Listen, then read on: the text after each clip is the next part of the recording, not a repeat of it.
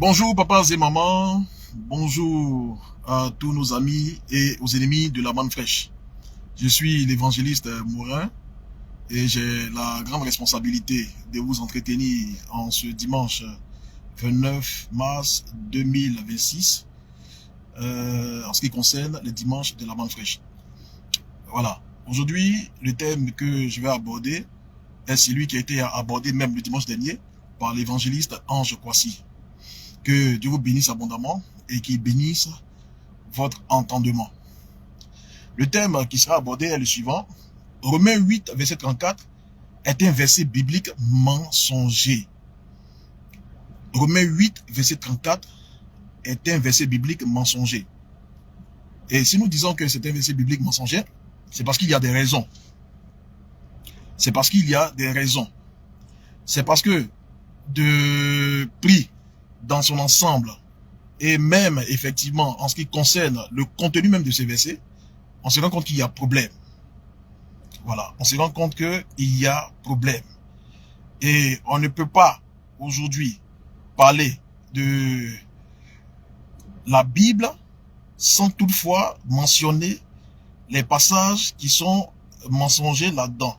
Car la manne fraîche l'a dit, depuis 2008, que la Bible n'est pas la parole de Dieu. Prise dans son ensemble n'est pas la parole de Dieu.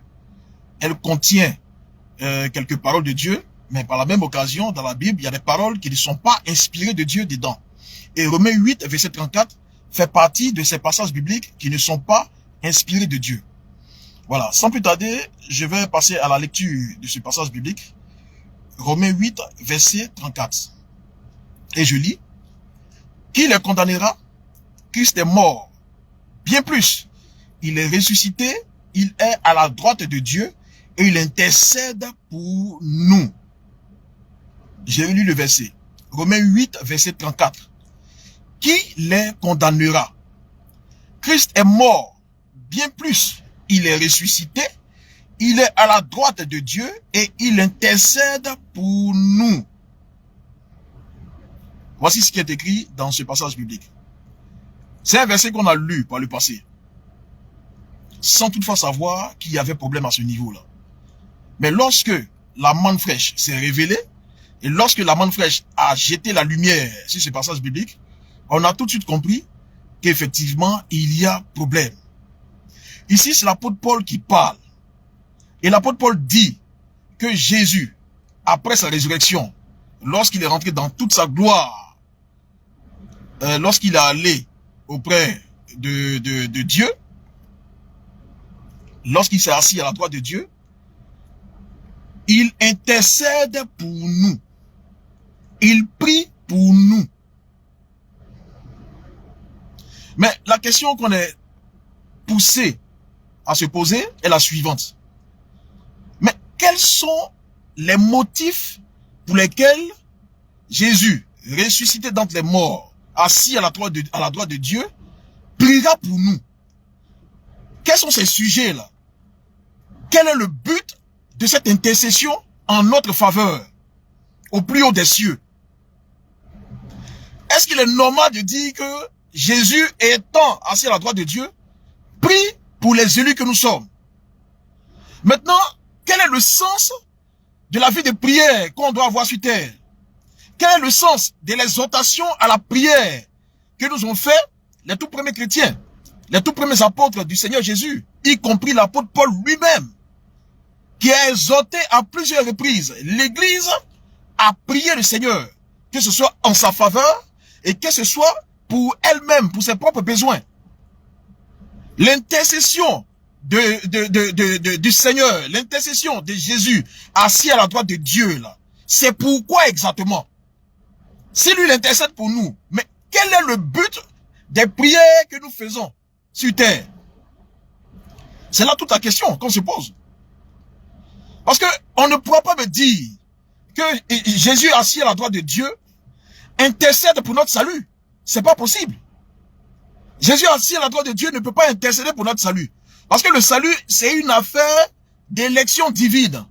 On est élu en Jésus-Christ dès avant la fondation du monde. Et Éphésiens 1, le verset 3 au verset 5 le dit clairement. Donc, l'intercession en notre faveur, là, c'est pourquoi au juste? Ça peut pas être pour notre salut. Parce que le salut, on l'a acquis dès avant la fondation du monde. On l'a acquis dès avant la fondation du monde. C'est pas possible qu'on parle d'intercession en notre faveur. Pourquoi est-ce qu'il intercède pour nous?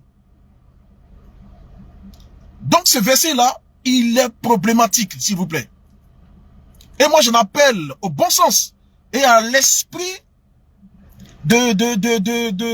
à l'esprit de, comment je peux dire, de compréhension de tout un chacun, afin qu'on puisse savoir qu'effectivement ce passage-là, il y a problème. On le lit, on le relit, sans savoir qu'effectivement à ce niveau-là, il y avait souci, il y avait un problème. Jésus intercède pour nous. Assis à la droite de Dieu, il intercède pour nous. Il intercède, il dit quoi pour nous là-bas? Que nous, on ne peut pas faire. Il dit quoi pour nous là-bas que nous ne faisons pas sur terre ici? Est-ce que c'est pour notre salut qu'il intercède encore? C'est pas possible. Comme je l'ai dit tantôt. Est-ce que c'est pour les péchés qu'il intercède encore? C'est pas possible également. Parce que la question du péché a été réglée par lui-même lorsqu'il est venu sur terre, dans un corps de chair. La question du péché a été réglée par Christ lui-même, en tant qu'agneau immolé de Dieu, en tant qu'agneau véritable du Seigneur. Donc la question du péché a été réglée une bonne fois pour toutes. Lorsqu'on lit Romains 8, le verset 3, il est écrit là-bas, car à cause du péché, Dieu a envoyé son Fils dans une chair semblable à celle du péché. Donc les questions du péché là, ça ne se règle pas au ciel, s'il vous plaît. C'est pas étant assis à la droite de Dieu qui va intercéder par rapport à un quelconque péché d'un enfant de Dieu sur la terre. C'est pas possible. Pour régler les questions du péché, Dieu ne reste pas au ciel pour régler les questions de péché. Il ne s'assoit pas au ciel là-bas pour prier, pour régler les questions du péché des hommes sur terre. Quand Dieu veut régler les histoires de péché, les questions de péché, il descend sur terre pour les régler. C'est pourquoi, je l'ai dit tantôt, dans Romains 8, verset 3, il est dit que Dieu a envoyé son Fils sur terre à cause du péché, dans une chair semblable à celle du péché. Je vous ramène encore à Hébreux 10, à partir du verset 5, où il est écrit là-bas que Christ entrant dans le monde, c'est pas Christ étant dans le ciel, c'est Christ entrant dans le monde, à une conversation avec son Père. Et il a dit que tu n'as agréé ni sacrifice ni offrande pour le péché, mais tu m'as formé un corps. Le corps là, il n'a pas été formé au ciel, il a été formé sur la terre. Donc les questions de péché là, ça ne peut pas être réglé au ciel. On ne peut pas dire que Christ intercède pour nous à la droite de Dieu par rapport au péché des hommes qui sont sur terre. Quand Dieu veut régler les questions de péché, il vient sur terre. Voilà pourquoi, même après l'abolition du péché, lorsqu'il est question de pardonner les péchés, là, le pardon ne s'acquiert pas au ciel. Christ n'est pas assis à la droite de Dieu pour intercéder en notre faveur afin que les péchés soient pardonnés encore là-bas. Non, pas du tout. Parce que cette tâche-là, il a réservé au Fils de l'homme sur terre. Et c'est le Fils de l'homme qui a la lourde responsabilité de pardonner les péchés des enfants de Dieu sur la terre. Marc 2, le verset 10 est assez clair là-dessus. Jésus a dit aux pharisiens qui avaient des pensées, de mauvaises pensées le concernant, il a dit, afin que vous sachiez que le Fils de l'homme a sur la terre le pouvoir de pardonner les péchés. Et la suite de la phrase continue. Donc c'est pour dire clairement que Christ assis à la droite de Dieu ne peut pas être là-bas pour intercéder pour, comment on dit ça, en notre faveur par rapport à notre salut. Il ne peut pas être là-bas pour intercéder en notre faveur en ce qui concerne les péchés. C'est pas possible. Et même pour nos besoins, il ne peut pas être là-bas pour intercéder en notre faveur en ce qui concerne nos besoins. C'est pas possible.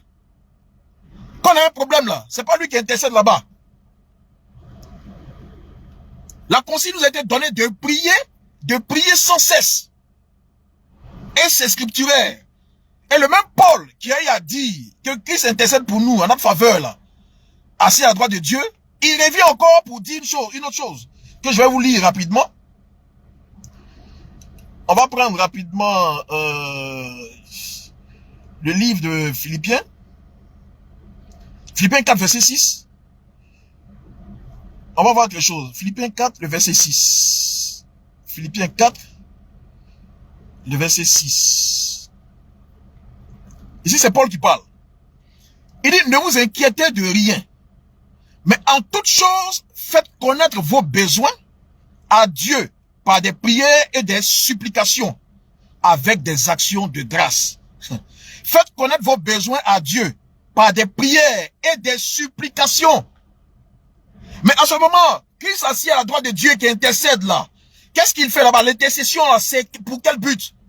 Ou bien c'est à quel but qu'il intercède pour nous? Étant donné que Paul qui l'a dit, revient dire encore ici, que si on a des besoins là, qu'on les fasse connaître à Dieu par des prières, des supplications et des actions de grâce. Frère, je vous le dis en vérité, le passage biblique de Romains 8, verset 34 est un passage mensonger. Il ment. Nous attendons simplement les détracteurs de la bande fraîche pour venir encore s'étaler dans les commentaires et puis nous montrer leur insuffisance, nous montrer effectivement qu'ils ne sont pas inspirés de Dieu, qui ne comprennent ni les Écritures, ni la puissance de Dieu. Ce passage-là, il est mensonger. Ce passage-là, il n'est pas inspiré de Dieu. C'est vrai que c'est dans la Bible, mais il n'est pas inspiré de Dieu. Parce que dans la Bible, c'est vrai, il y a des Écritures inspirées, mais il y a aussi des Écritures non inspirées de Dieu. Qui sont dans la Bible. Et c'est pourquoi, à la manne fraîche, nous le disons depuis 2008, que la Bible, prise dans son ensemble, n'est pas la parole de Dieu. Alléluia. La Bible prise dans son ensemble n'est pas la parole de Dieu. Et Romains 8, verset 34 n'est pas la parole de Dieu. C'est la parole des hommes. C'est un passage qui est diabolique, c'est un passage qui est mensonger.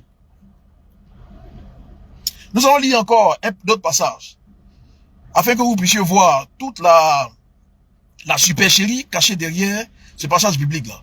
On va lire Romains 15, verset 30. Romains 15, le verset 30. Très rapidement. Romains 15, le verset 30. On a lu Romains 8, verset 34. Où l'apôtre Paul dit que Christ assis à la droite de Dieu intercède pour nous. Mais bizarrement, lorsqu'on vient dans le même livre, le même chapitre, le même livre de Romains, chapitre 15, le verset 30, voici ce que l'apôtre Paul dit. Il dit, je vous exhorte, frères, par notre Seigneur Jésus-Christ et par l'amour de l'Esprit, à combattre avec moi en adressant à Dieu des prières en ma faveur. À combattre avec moi en adressant à Dieu des prières en ma faveur. C'est Paul qui parle ainsi. Mais Paul, que fais-tu de l'intercession de Christ assis à la droite de Dieu en ta faveur? Qu'est-ce que tu fais de cette intercession si tu as besoin encore que tes frères d'église, tes frères romains de l'église de Rome puissent intercéder en sa faveur? Tu fais quoi encore avec leur prière? Tu fais quoi encore avec leur intercession? Si tu dis que Christ intercède pour nous, Christ lui-même, il intercède pour nous, à la droite de Dieu, lui-même il intercède pour nous.